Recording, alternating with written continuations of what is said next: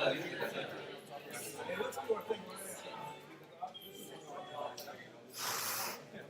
Hey, I know you've seen the agenda for our time, and I just want you to know my heart in it is just to simply restart a conversation.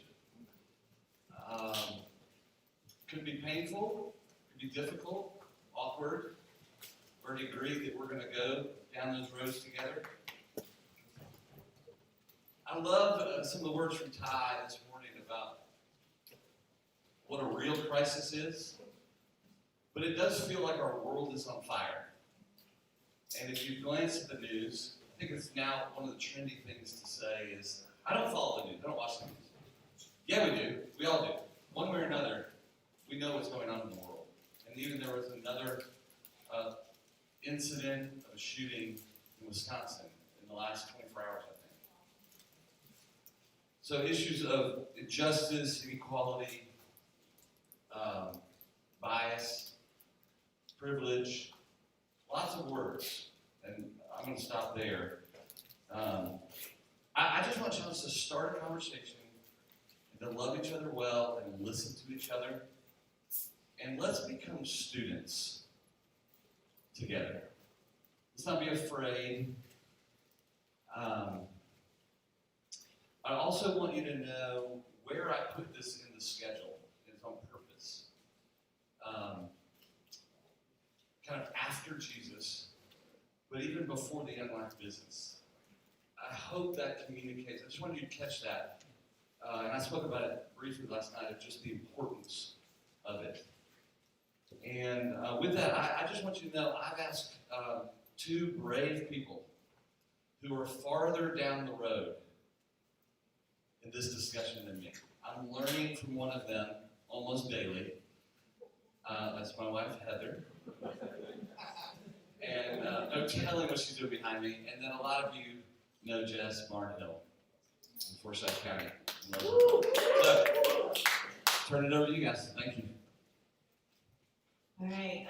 Well, hey guys, we're really glad to get to be in the room with you guys today. So, like you said, my name is Jess Barnhill. I do know a lot of you, and a lot of you I'm just starting to get to know. I'm really thankful for that. I have a husband back at home. His name's Andy.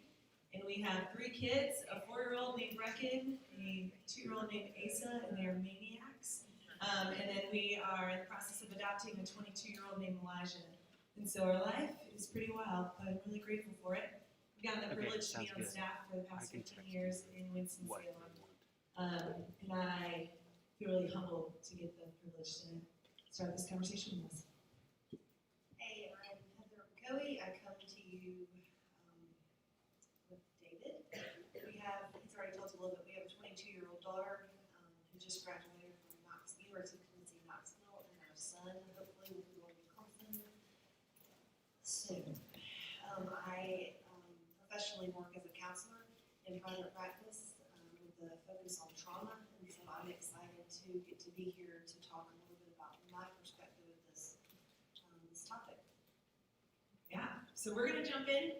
I know that we're all probably coming into this conversations in a lot of different places, feeling a lot of different things. Some of us are probably a little worn out walking into this conversation feeling like, again? Are we having this conversation again? And others of us are desperate for someone to just start talking about it and just kind of say, hey, can we call it out? Can we just start this conversation? And so we're all over the place. And Heather and I are excited and equally terrified, honestly, to be on the mics right now. We both have joked a lot about shaking a little bit and sweating. So if that starts happening, love us. Love us. You know? And so we are not experts by any means. By any means, we are not experts.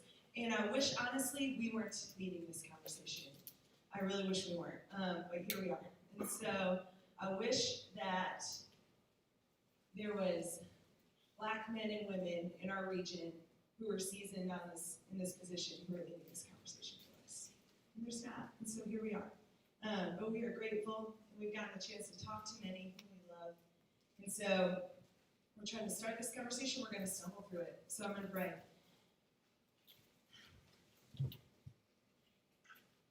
Jesus, you are who you say you are, and you are crazy about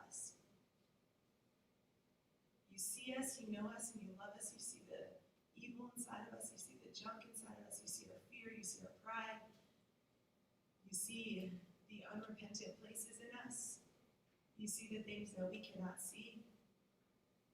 And you look on us with compassion and mercy. You say over us, God, I'm thankful. I have no business being on the stage right now, but I'm grateful for your grace. God, would you unearth in us today?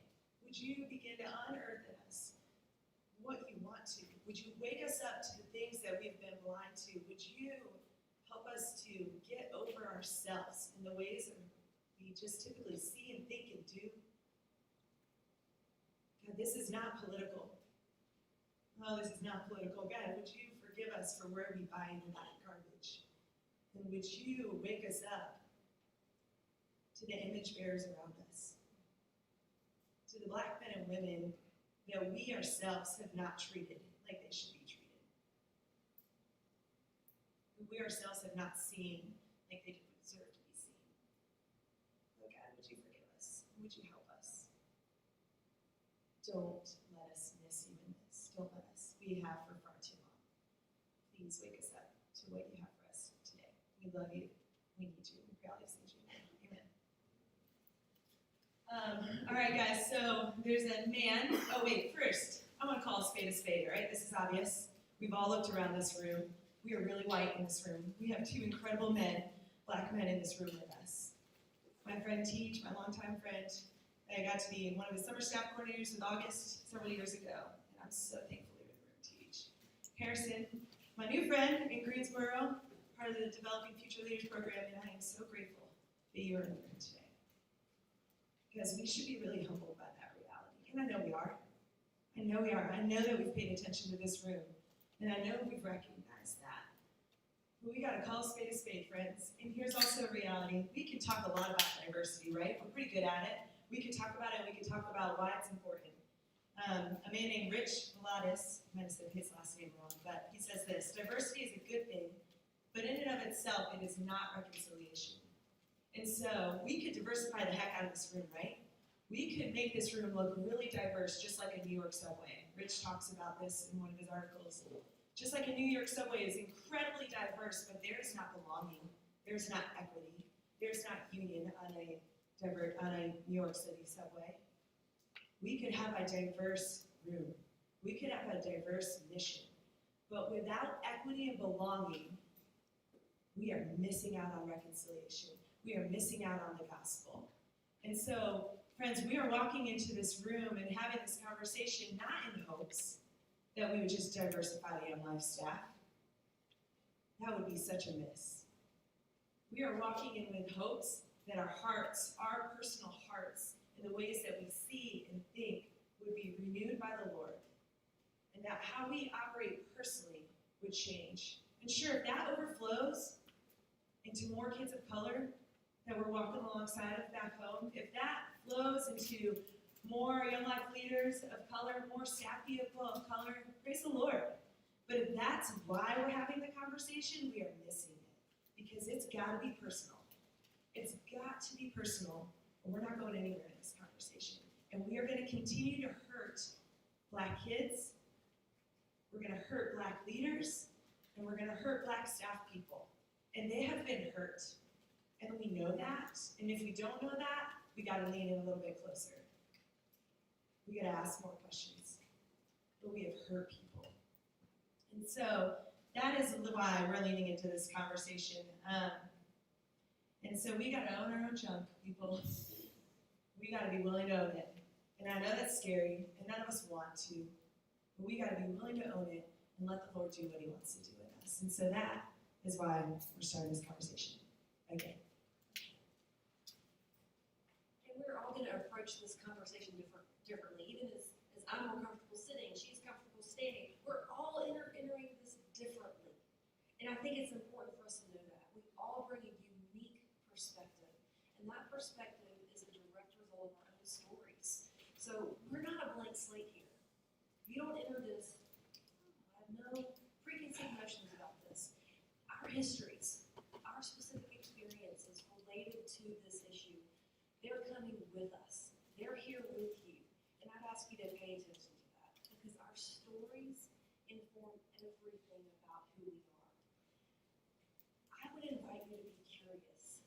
I want to invite you to be curious about your story, about your history, about specific events in your life that have had something to do with this topic. So with that, I want to ask you to think about something we're going to invite you to hear is lament. Lamenting is important. 2/3 of the Psalms are about lament. They're lament songs. I'm not a big math person, but that's a big number. Okay? And I love that there are two different types of songs. There's laments. There's communal and there's individual. And that seems pretty appropriate to where we are right now. Our country, communally, we have considerable things to lament. We've set up a system of racism in our country for centuries. We need to lament that. Not only do we lament communally, but individually. We have our own set of prejudices that express itself in our thoughts, our words, and our deeds. And it's important for us to recognize that, to know that, to speak it. I found this definition of lament, I really liked it. It's a passionate expression of grief or sorrow. That's a really rich definition, and there's a lot to look at there, but let's start with the grief and sorrow. Why do we grieve? Why is there sorrow? Well, it's a result of a wrongdoing or an injustice that's been done to us or to other people, people that we love and care about. It makes me think of that verse that we are called to weep with those who weep. But we can't really weep with them. We can't feel with them unless we're naming what it is. Oh, I'm having a hard time right now. Oh, I'm really sorry. It must be hard for you. One of my best friend's sons just died. We can lean in a little more. Let's name it. Let's say what it is.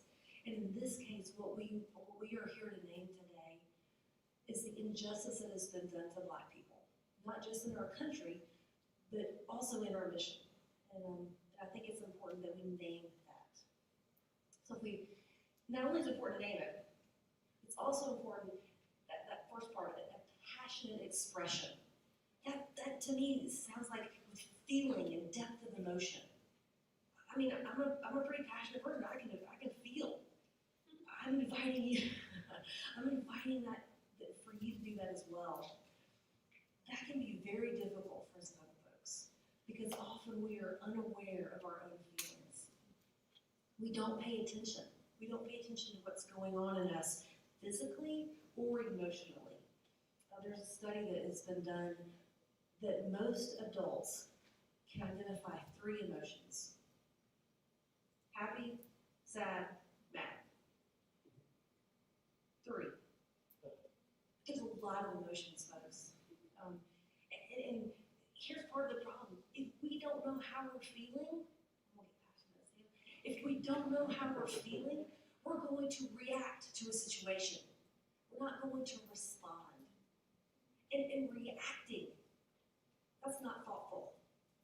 That's not a positive way to handle a situation. But responding is very thoughtful.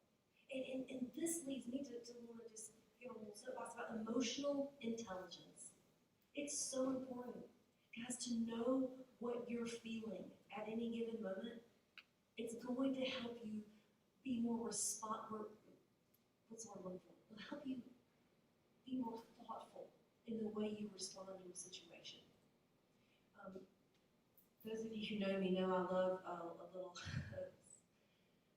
picture. It's called a feelings wheel. If you don't know what that is, I am begging you to Google it, print it out, put it on your fridge. It's simply a wheel with a lot of different feeling words on it that will help you begin to identify what are you feeling. I know I can get a little carried away with that, but as we think through racism, I'm going to use a word here that I do not use very often. But as we think through racism, it should evoke upsetting or disturbing emotions. And we may not be be able to identify what's going on, or we may want to run from it. So that's why I'm asking you to consider, what are you feeling? What's going on inside of you? That gets very complicated, because often we don't really like to be upset. If you're like me, I prefer a life of ease and comfort. I really like that. I want to avoid pain. Certainly I want to avoid my own pain. And I really like to avoid other people's pain as well. We actually have systems set in place to help us do that. There's escapism. Get on your phone, play a game, binge watch a show, even sleep. Another example is self-soothing. Food, alcohol, and other drugs, pornography. Another example is denial. Oh, well, at least it's not as bad as, or even sarcasm. I want to ask you to be curious. How do you respond when you are uncomfortable? How do you respond when you experience an upsetting situation? Like not knowing who you are. Knowing your go-to strategy is going to be really important. It's going to be really good information. It's going to help you know something's not right here. Okay? So I'm asking you, I'm inviting you, pay attention. What's your go-to? When you recognize it, will you allow yourself to be curious? What's happening? What's going on here? And it's important to be able to name our emotions and sit with them. If we have a difficult time sitting with our own emotions, how are we going to do that with people that we love? It's important. So I encourage you to begin or even continue your own work around this situation of emotional intelligence, of self-awareness. And really, it's only then that you can begin to lament the great injustices that have been done. And I believe it's that that's going to propel us to action. If you need help with this, please ask. Please ask. I would be happy to help point you in a direction. I'm sure Jess, David, your supervisor, please ask. Don't try to do this alone. And Jess and I wanted to share with you personally about why we were passionate about this particular topic. I'll just share 3 short things. When I was probably 9 or 10, I have a twin sister, and she and I were at my grandparents' house. My grandparents were raised in the deep south. So we were at their home, and we were watching, I'm going to date myself here, we were watching The Love Boat. Anybody know that? There was, it's all about love couples.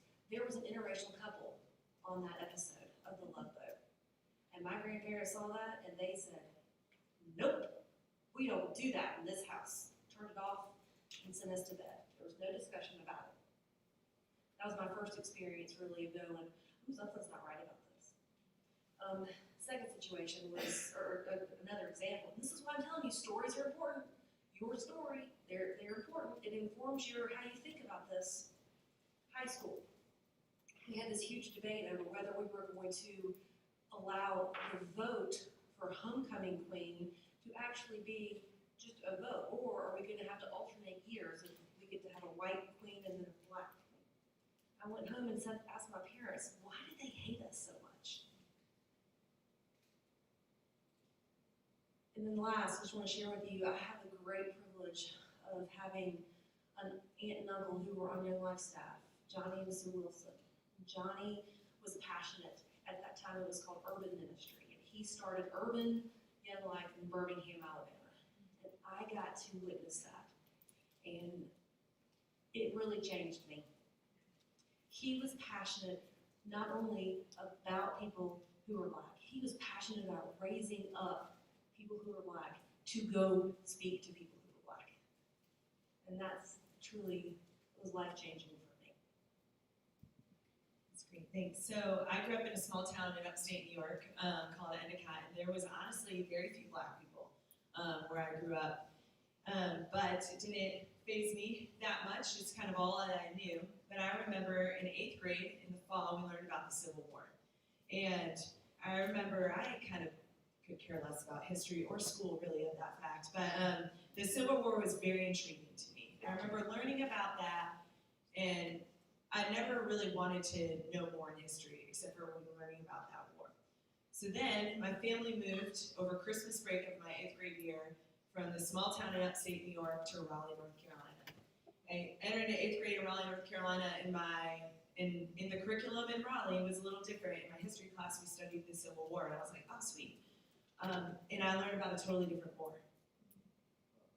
I was taught in New York one version of the story, and I was taught in Raleigh, North Carolina, a totally different version. And as an 8th grader, I remember being like, what the heck is going on here? I don't understand this.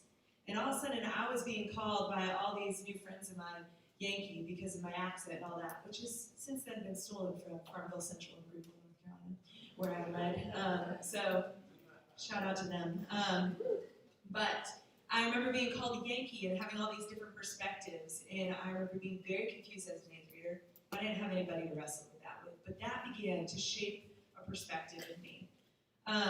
Since then, a lot of different stories about and interactions I've had, but most recently, we're adopting Elijah, who is Black, and I was her Young Life leader in high school, and that's another story in and of itself. We can talk about boundaries. It wasn't planned, okay, people. But the Lord had it. So anyway, Elijah and his personal story, a lot of things I could share, but let me tell you about what happened last week. So Elijah's 22. She's a senior in college at UNCG. She is lovely, and she is incredible. And she is planning to go to law school in the fall. All these great things you can know about her. But what all people see is that she's Black. And so she was babysitting these 2 kids that she does often. She babysits for a lot of people, and she works at the country club in town. So she knows a lot of wealthy white people. And so this family was moving into an affluent neighborhood in Winston-Salem. And so she was watching the 2 kids while the parents were at home unpacking. And she was going for a walk in this neighborhood, and a woman came out of her yard and said, hey, you can't be here. This is a private neighborhood. You need to leave. I'm calling the cops. Last week, people, last week in Winston-Salem, and that woman proceeded to call the cops on Elijah, who was there just babysitting, walking in the neighborhood with 2 kids that were white, accused of kidnapping them. So she had already committed with that family. That was on a Sunday. On Tuesday, this past Tuesday, she had already committed to babysitting again, which she was terrified of doing, but she went anyway.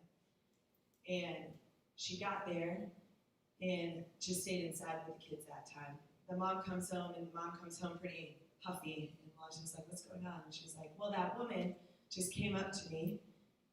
She said she knew you were here, and she came up to me and gave me a phone number and said, we have a white babysitter that lives in the neighborhood for you to use. We don't bring outsiders here.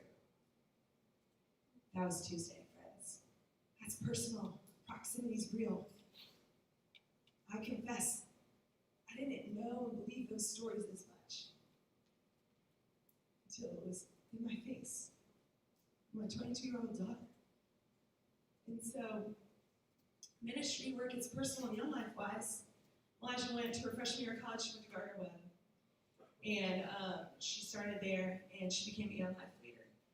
And a Young Life leader, a volunteer leader at that time, said to her, hey, your name's too complicated. Can we please come up with a nickname for you? And so that's where Elijah started going by Millie. And many of you know her by Millie. She's been on work crew here, she's been on summer staff, not work crew, summer staff. And so many of you know her by Millie. And just last week, she said to me, I don't want to go by Millie anymore. I feel like my culture has been stripped from me. I want to go by Elijah again. Heck yeah, let's do it.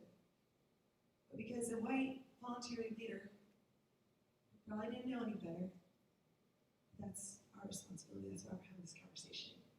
Said, your name is too complicated. Can we please come up with a nickname? And Elijah, at that point, became Millie. And that's where she's been these past 3 years.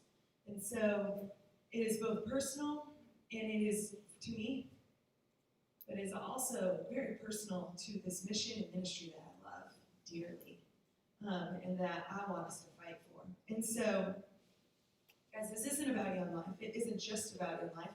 It is personal, and it's about people. It's about our hearts. It's about our families. It's about the kids that we're raising. It's about our parents that we are having conversations with that maybe don't want to be having these conversations. It's about our churches. It's about our literal neighbors.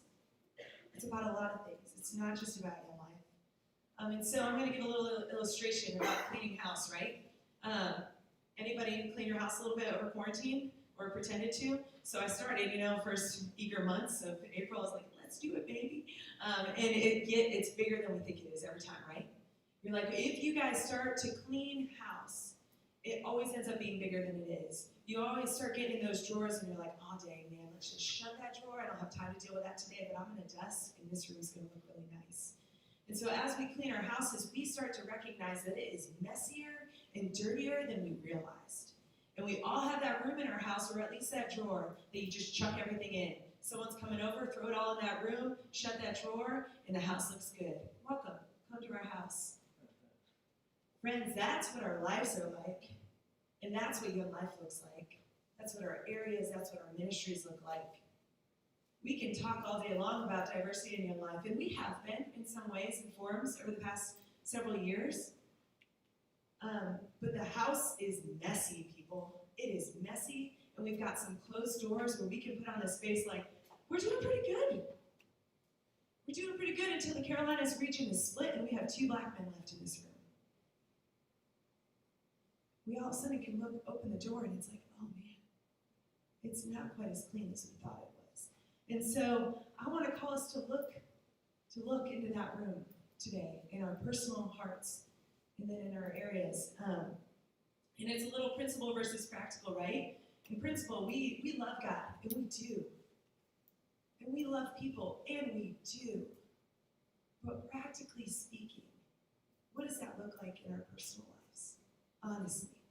It goes back to a little bit what Ty called us to this morning, like, are we really saturated in Jesus? Have we forfeited our souls for other things?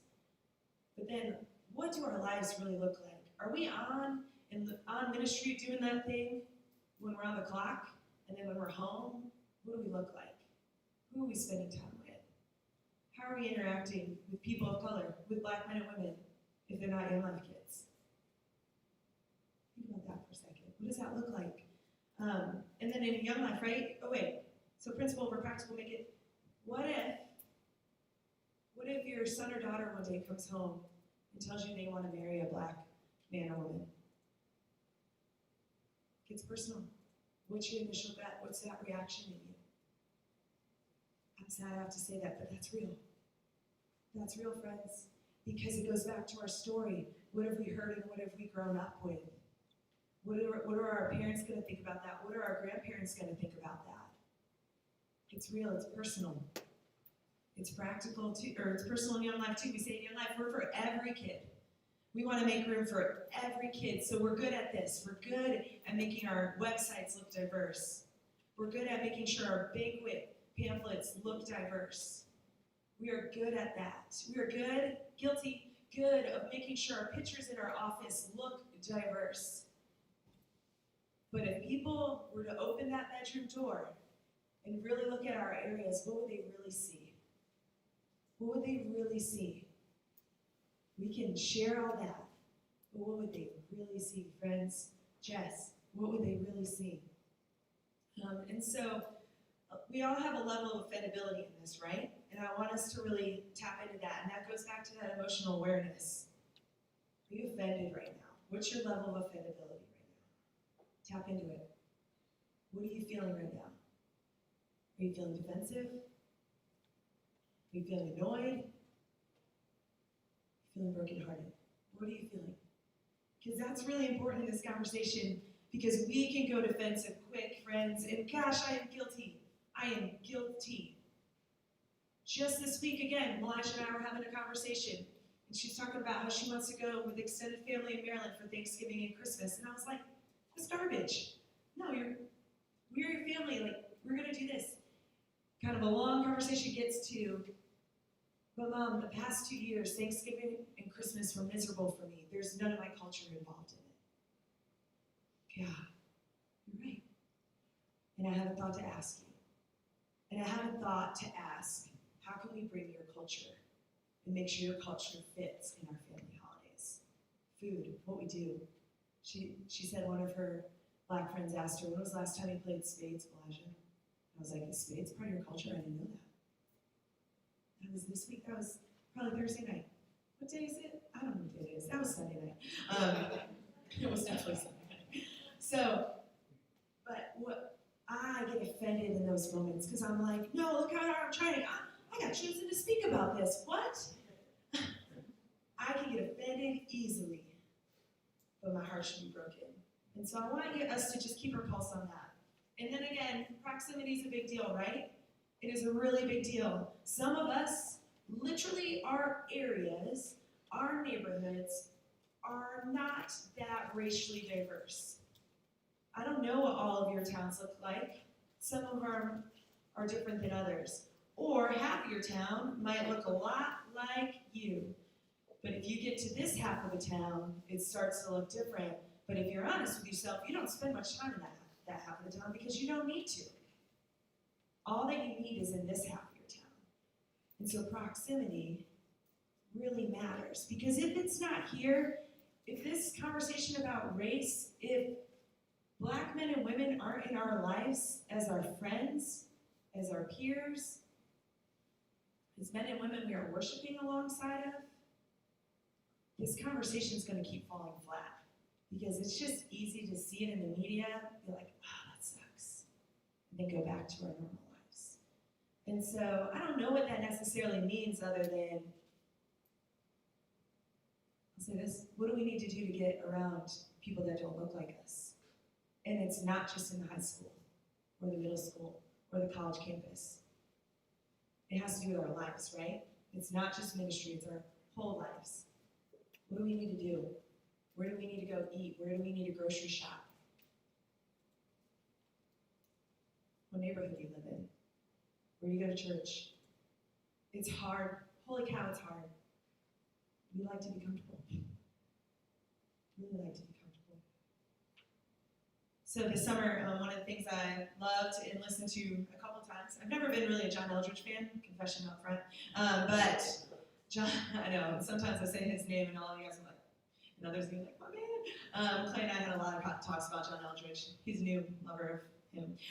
So John Eldridge did a podcast with Andy Downs this summer, and he mentioned this concept of having a village-sized heart. Guys, we are overwhelmed by the media, right? Like we are overwhelmed by social media. Who has taken a break from social media at some point over this time? Because it is over. Andrew Boyd's like, my whole life's been a break. And so it is overwhelming. It is overwhelming. And so we have this empathy overload, right? We're like, I don't know how to hurt for Ahmaud Arbery, and then I don't know how to hurt for this earthquake that's happening, and I don't know how to hurt for these fires that are happening, and I don't know how to hurt for my kid at home that is struggling with something. We are empathy overloaded, and so we just shut down. So what does it look like? David mentioned this, but another black man was killed. Jacob Blake. We do need to know their names. He was killed by a white police officer, shot 7 times in the back. That just happened. And the black community is grieving once again. Are we? Proximity is far away. And also, that doesn't go back to that village size, but that matters to my friend Teach. We just talked about it. Haven't talked to Harrison about it yet, but it probably matters to him. That makes it village-sized. Look at our village right here. Your village is your home, is our areas. We can't change the world, guys. It's too overwhelming and we shut down. But we can pay attention to our villages and lean in and recognize the big things that Jacob Blakes are affecting people in our village. And so we gotta pay attention. I didn't mean to get a little preachy up in here. But here we go, I'm almost done. Now I wanna talk, or I want you guys to think and talk. All right, so last night, David mentioned, is your area growing to reflect your community? talked about growth, right? Is that number 4, David? 3? Number 3. Is your area growing to reflect your community? Is there some refining the Lord wants to do? Oh my gosh, if you haven't said this yet, you've said, like, now's the time. You better believe part of the Lord's sovereign plan in this COVID stuff is to refine the heck out of us. I really believe that. He's kicking my tail left and right. And so that heart image, brick wall, that was me. Lined up against the brick wall, and he's like, let's do some stuff this summer. And so he mentioned that we are, as a mission, are really behind in terms of diversity and women in leadership, and it is true. It is obvious, and it is true. The Lord wants to do some refining, friends. Are we willing to let him? I believe that the season of kind of slower for us in Young Life, we're not used to slow unless you take a sabbatical.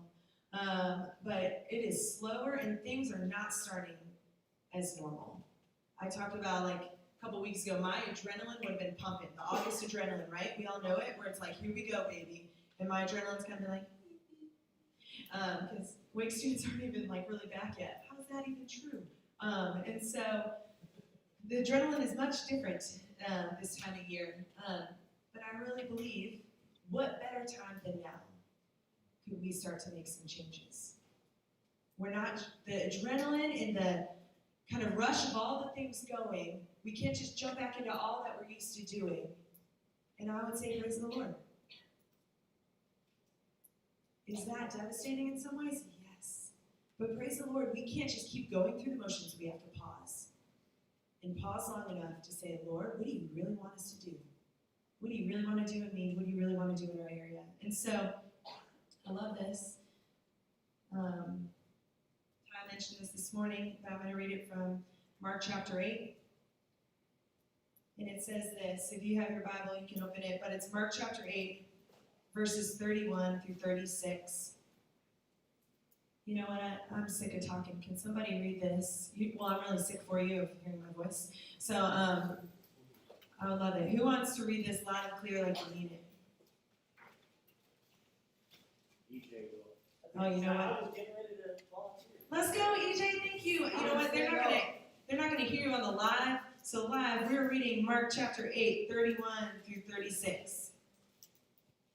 He then began to teach them that the Son of Man must suffer many things and be rejected by the elders, chief priests, and teachers of the law, and that he must be killed, and after 3 days rise again. He spoke plainly about this, and Peter took him aside and began to rebuke him. But when Jesus turned and looked at his disciples, he rebuked Peter. Get behind me, Satan, he said. You do not have in mind the things of God, but the things of men. He then called to the crowd, along with his disciples, and said, if anyone would come after me, he must deny himself and take up his cross and follow me. For whoever wants to save his life will lose it. But whoever loses his life for me and for the gospel will save it. What good is it for a man to gain the whole world, yet forfeit his soul? Thanks so much, EJ. Get behind me, Satan. For you are not setting your mind on the things of God, but the things of man. Friends, I think we got to start confessing.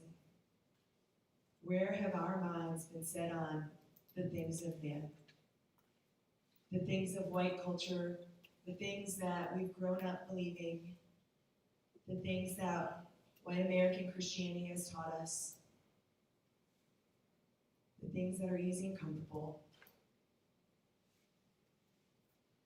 And what if we let the thoughts of God begin to invade our racist ways of seeing and thinking and expose and unearth that stuff in us? I think revival, real revival, could come. And if it doesn't begin with the body of Christ, it's not going anywhere.